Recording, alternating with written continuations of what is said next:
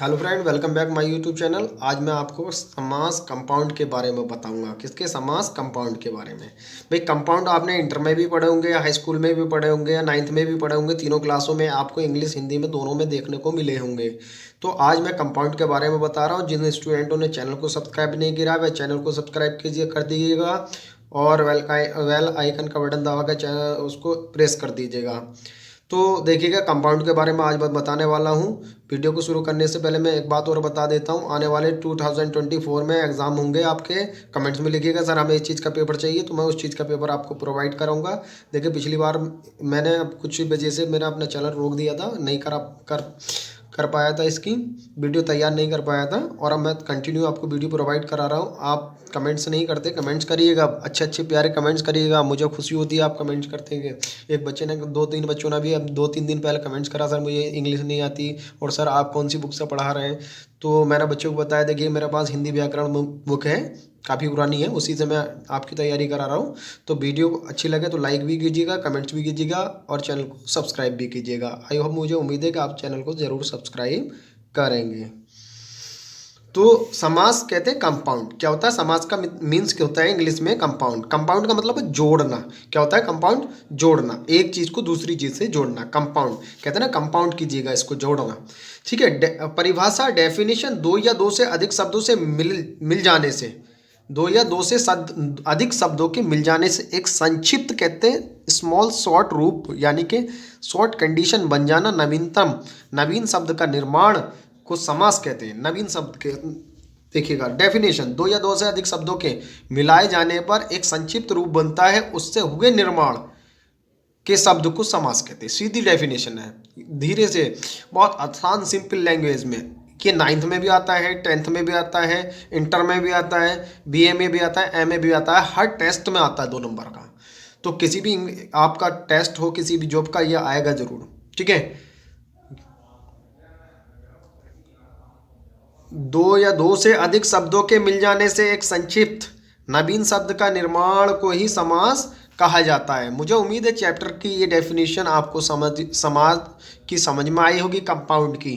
ठीक है। अब इससे आगे लेकर के मैं चलता हूँ। देखिएगा, समास में परस्पर संबंध कराने वाली विभक्तियों का लोप हो जाने पर जो स्वतंत्र शब्द बनता है उसे समासिक पद या समस्त पद कहा जाता है। क्या? समस्त पद कहा जाता है। राजा का पुरुष, राजा का पुरुष समासिक पद है। राज पुरुष, इसमें का लोप हो गया, इसमें संबंध बताने वाली विभक्ति का लोप हो गया। राजा का पुरुष, ठीक है, इसमें का वर्ड का जो है लोप हो गया। लोप का मतलब होता है छुप गया, यानी कि क्लोज हो गया, बंद हो गया, दिखाई नहीं दे रहा। सामासिक पद जिन पदों के मेल से बनते हैं उन शब्दों को, शब्द खंडों को पद कहा जाता है। क्या कहा जाता है? पद कहा जाता है। समास, समासिक पद के खंडों को अलग अलग करके उनमें फिर से विभक्ति जोड़ने की विधि को समास विग्रह कहा जाता है। देखिए, क्या जो समास के चिन्ह होते हैं हमारे, उनको अलग अलग करने पर समास विग्रह कहा जाता है। उन चिन्हों को लिखने को ही समास विग्रह कहा जाता है। एग्जाम्पल के तौर पर, उदाहरण के तौर पर, राम कृष्ण शब्द का समासिक विग्रह राम और कृष्ण है। देखिएगा इसमें क्या छिपा है, राम और कृष्ण, इसमें और वर्ड छिपा हुआ है। समास के भेद और प्रकार, समास के भेद और प्रकार, काइंड्स ऑफ कंपाउंड। समास मुख्यतः 6 प्रकार के होते हैं। कितने प्रकार के होते हैं? 6 प्रकार के होते हैं। कितने प्रकार के होते हैं? 6 प्रकार के। अव्ययीभाव समास, एडवर्बियल कंपाउंड, तत्पुरुष डिटर्मिनेटिव कंपाउंड, द्वंद्व समास, कॉप्युलेटिव कंपाउंड, द्विगु समास, न्यूमेरिकल कंपाउंड, कर्मधारय समास, एपोसाइटनल कंपाउंड, बहुब्रीहि समास, द एट्रीब्यूटिव। बहुब्रीहि समास को इंग्लिश में कहते हैं एट्रीब्यूटिव कंपाउंड। तो ये तो हमारे समासों के भेद हो गए।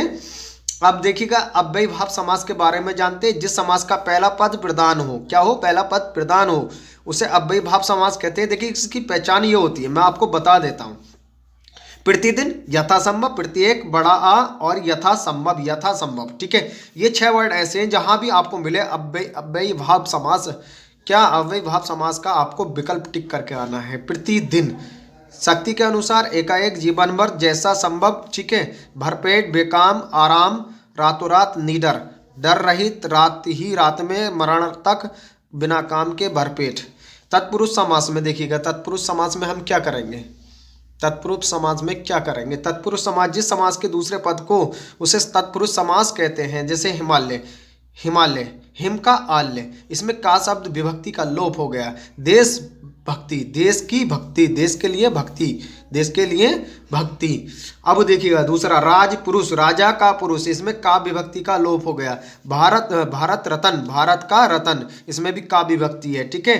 प्रेम सागर, प्रेम का सागर, प्रेम सागर, प्रेम का सागर, यानी कि प्रेम से भरा क्या है, सागर। आप बीती, आप पर बीती, स्वयं पर बीतने वाली। चिंताग्रस्त, चिंता से ग्रस्त, चिंताग्रस्त, चिंता से ग्रस्त, चिंता से पीड़ित। गुण, गुणहीन, गुण से हीन, यानी कि उसके अंदर कोई गुण नहीं है। पर्वत वाला, पर्वतों की माला, यानी कि चैन, पर्वतों की चैन, ठीक है। डाक, गाड़ी, डाक के लिए गाड़ी। द्वंद्व समास, जिस समास, द्वंद्व समास का मतलब जान लीजिएगा।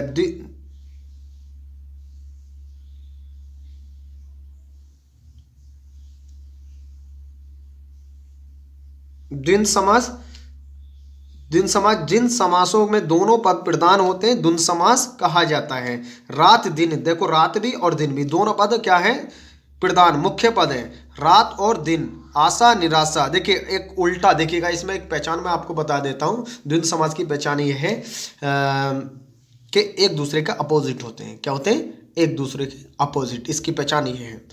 पाप पुण्य, देश विदेश, रात दिन, पाप पुण्य, देश विदेश, भला बुरा, दुख सुख, निराशा आशा, इसमें क्या है, और वर्ड छुपा होता है। क्या, यह आपका डैश जो है, ये आपका क्या कहलाता है, मैं आपको बता रहा हूँ। देखिएगा इसको बोलते हैं हाइफन, क्या बोलते हैं, हाइफन बोलते हैं इंग्लिश में। इसको बोलते हैं योजक चिन्ह। क्या बोलते हैं हिंदी में, योजक चिन्ह बोलते हैं। क्या बोलते हैं, योजक चिन्ह, ठीक है। अब मैं आगे लेकर के चलता हूँ, थोड़े सा 5 मिनट का वीडियो और रह गया है। पति और पत्नी, पति पत्नी, काम और क्रोध, काम और क्रोध। देखिएगा इसमें और वर्ड, देखिए काम क्रोध, देखिए काम है अलग है, पति और पत्नी ये भी अपोजिट है। देखिए मेल फीमेल हो गए। राम और कृष्ण ये भी अपोजिट है। राम और सीता ये औरत है या आदमी है, ठीक है। तो ये आपके क्या, द्वंद्व समास।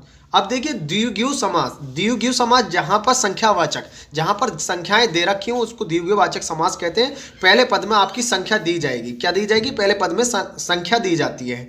तो बस आपको यही समझना है कि वो द्विगु समास है। बहुत इंपॉर्टेंट चैप्टर मैं आपको पढ़ा रहा हूँ। वीडियो को लाइक कर दीजिएगा, एक प्यारा सा कमेंट्स भी कीजिएगा। तो पंचरत्न, 5 रत्नों का समूह। क्या, 5 रत्नों का समूह। नव रत्न, 9 रत्नों का समूह। त्रिलोकी, 3 लोकों का समूह। पंचवटी, 5 बटों का समूह। चौमासा, 4 मासों का समूह। त्रिभुवन, जिसमें 3 भवनों का समूह हो। चतुर्भुज, जिसकी 4 भुजाओं का समूह। त्रिराहा, जिसकी 3 राहें हो। नवग्रह, 9 ग्रहों का समूह। कितना आसान, कितना सिंपल हो गया है समास को समझना। आई होप, मुझे उम्मीद है कि आपको समझ आ रहा होगा।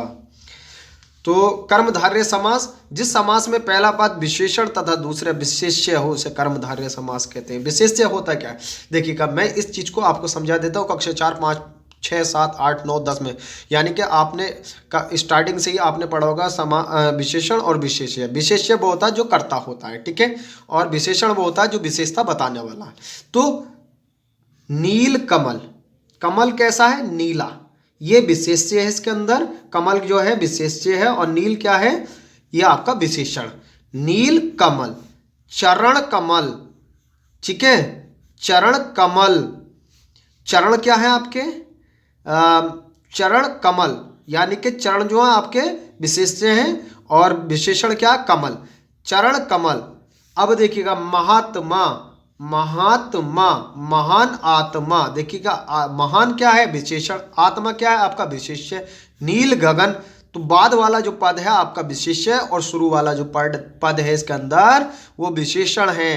क्या है, विशेषण है। नील गगन, गगन कैसा है, नीला, विशेषता पता चल रही है गगन की, आकाश की, अंबर की, गगन, अंबर, ठीक है, आसमान, इनकी विशेषता। परम आनंद, आनंद देखिएगा, आनंद की क्या है? परम, ये क्या है? विशेषण, और ये आनंद क्या है? विशेष्य। कमल नयन, कमल नयन, नयन कैसे उसके? कमल की तरह, कमल के समान नयन। विद्या धन, देखिए धन कैसा है? विद्या। चंद्रमुखी, ये मुखी, चंद्र कैसा है? मुखी, ठीक है। ये हो गया सत्य, जन सारे जनों में, ठीक है। चंद्र जैसा मुख, तो यह हो गया चंद्र जैसा मुख। तो देखिएगा यहाँ पर चंद्र क्या है और मुख क्या है, आपका विशेष्य और विशेषण हो गया। तो बहुव्रीहि समास अंतिम और लास्ट समास है हमारा बहुव्रीहि समास। क्या है? बहुव्रीहि समास, जिस समास में कोई भी पद अपना अर्थ ना देता हो। ये कह रहे हैं कोई भी समास अपना कोई पद का अर्थ ना देता हो, अपितु दोनों मिलकर अन्य अर्थ की संकेत करें, दूसरे ओर संकेत करें, उसे बहुव्रीहि समास कहते हैं। पीताम्बर, जिसके पीले वस्त्र, अर्थात वो कौन है? कृष्ण है। देखिएगा कृष्ण की तरफ इन्होंने इशारा किया। दशानन, आपने रामायण देखी होगी, उसमें किसके 10 सिर किसके थे? किसके थे? रावण के। आपको पता ही है 10 सिर वाला कौन है? रावण। किसकी तरफ इशारा कर रहा है? रावण की। घनश्याम, घन के समान श्याम, अर्थात कृष्ण की तरफ इशारा किया जा रहा है। विषधर, जो विष को रखने वाला, तो सर्प की तरफ इशारा। लंबोदर, गणेश जी। क्या है? लंबोदर, गणेश जी। आई होप, मुझे उम्मीद है कि आपको ये समझ में आएंगे। वीडियो को लाइक कीजिएगा, चैनल को सब्सक्राइब कीजिएगा, जल्दी जल्दी 1 के सब्सक्राइब कर दीजिएगा। आप मेरी हेल्प कर करके बहुत जल्दी बहुत अच्छी वीडियो प्रोवाइड कराने वाला हूँ मैं आपको। लाइक कीजिएगा वीडियो को लाइक कीजिएगा, चैनल को सब्सक्राइब कीजिएगा। आई होप, मुझे उम्मीद है कि आपको ये समाज 6 के 6 समाज मैंने आपको पढ़ा दिए हैं, बहुत कम समय में 10-11 मिनट में आपको पढ़ा दिए। बहुत अच्छी तरीके से मैंने आपको समझाए, बहुत अच्छे एग्जाम्पल देकर के समझाएं। वीडियो को लाइक कीजिएगा, लास्ट तक देखिएगा, चैनल को सब्सक्राइब कीजिएगा। आई होप, मुझे उम्मीद है कि आप ज़्यादा से ज़्यादा सब्सक्राइब करेंगे। मिलते हैं अगली वीडियो में नेक्स्ट चैप्टर में, जब तक के लिए सब बखैर।